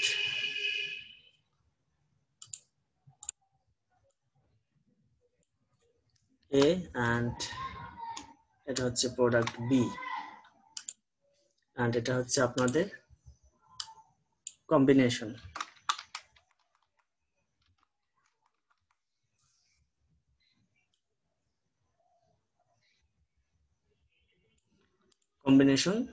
এই বিভিন্ন দুইটা কম্বিনেশন আপনারা দেখাতে পারেন। কম্বিনেশন এখানে অন দিয়ে দিলাম।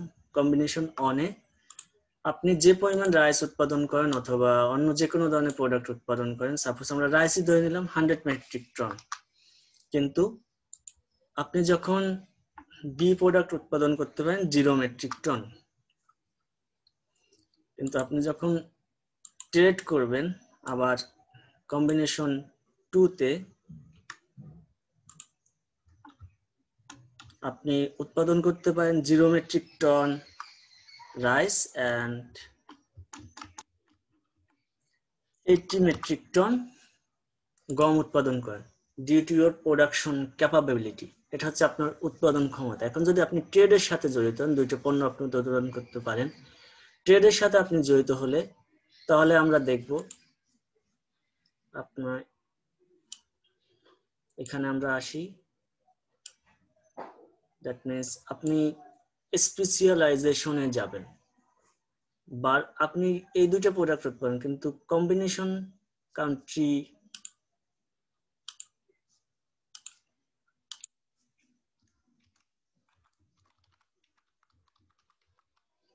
এটা হচ্ছে Bangladesh. This is your combination.